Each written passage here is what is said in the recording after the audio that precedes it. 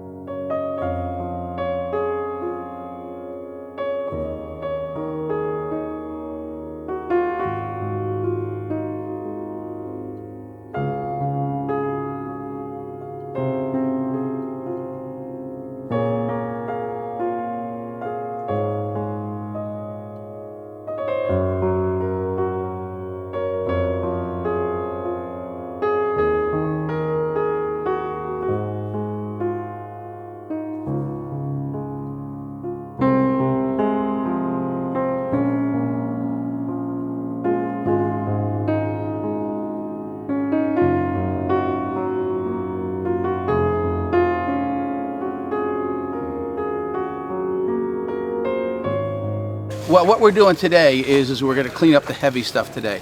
All of the big limbs, all of the big tree branches that have fallen down, and we've had World Construction donate a container. They're going to be hauling that away to Canes Lane Recycling. We have the inmates, the prison labor from the Monmouth County Correctional Department over there, and they're helping us out. They're great guys, and they have an officer here, supervisor, everything. Good guys working hard. We have members of the Community Affairs Council and the Middletown Historic Landmarks Commission working for us. So today is just to basically clean up this. Tomorrow we're going to have landscapers in. We're having Skytop Landscaping, and we're having MG Yardworks. They're going to come in, blow out all the leaves, all the itchy balls that are here, clean that up, and then we'll trim everything back. My company, Skytop Landscaping out of Navesink, is here to help support and do some landscape work, weed whack, blow out the cemetery. We'll probably bring one of our tractors down to grade the driveway. My name is Chip Nolan. I grew up just around the corner, up the street. I've hiked these woods my whole life. You know, Crystal Stream Cemetery has been a big part of my life too. I know a lot of people have been buried here. And how did you pick this cemetery? There's a lot of cemeteries in Middletown. How'd you pick this one? What happened is we had cleaned up the old Hendrickson Cemetery and the ones over on Kings Highway over there, some of the historic cemeteries we've been working on. And Mr. Jones, his son and I went to high school together. Mr. Jones is the class of 1945 from old Leonardo High School here, and he's tied in with Quinn Chapel. And what he said to us is, he said, "Do you think you could come and help us out?" This cemetery is funded by Quinn Chapel, but I don't know that they have a great deal of resources. He said it's an aging population. He's the caretaker for the cemetery, and he's 87. So what happened is he said, "Do you think you could help us?" And we've known the family. Many of the families you'll see in here, all the different headstones are old Middletown names in here. But my father's right there. He died in 1833. I was 6 years old. There's only two bodies in here. Okay. They had to go. Yeah. Well, they named the people over there. Yes, Yes, back over yes. there. Wow. Being able to come here and appreciate this and being able to see who's buried here and the dates and seeing the lineage and seeing how many people had ancestors here and their forebears, it's important. So the Community Affairs Council just, doing a tremendous service to the town.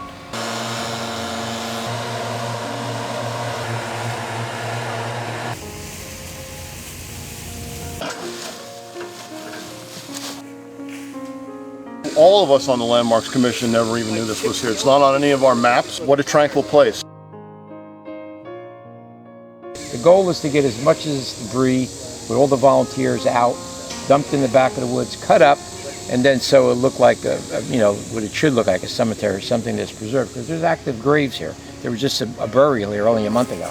Well, I'm just trying to help out in the neighborhood. I've lived here for 32 years, and I've always tried to volunteer and help clean up the cemetery when we can. And well, I own Guaranteed Plants and Flowers with Todd Thompson and Stevie Thompson in Locust. And so it's kind of in my blood to try to help out.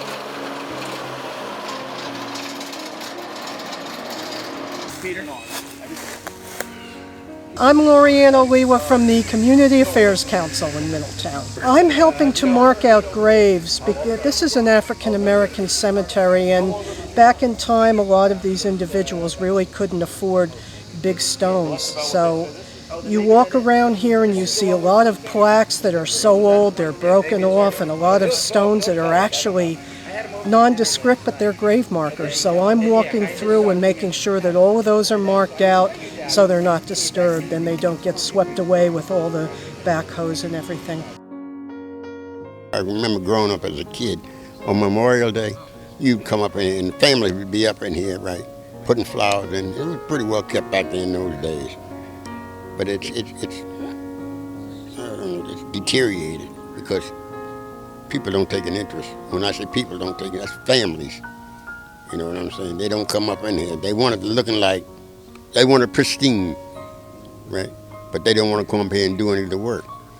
So it just runs down. And a lot of the families that have people in here dead and gone. I'm Edward L. Jones, born and raised in Navesink, New Jersey, Latham Avenue. Went to school, Middletown School, graduated in 1945, put a year and a half in the service, came back out, right? Went to work for the railroad, worked 30 years for the railroad, right?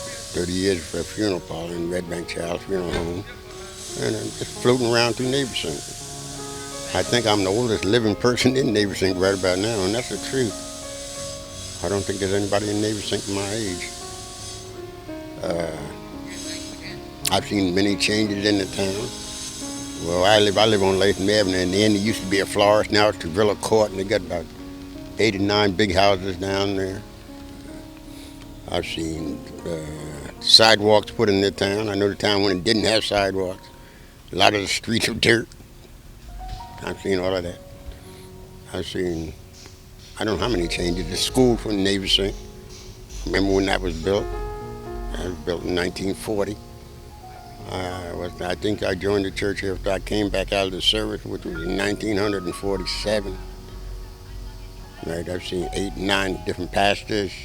All of them have different ways of doing things. I was in here yesterday afternoon,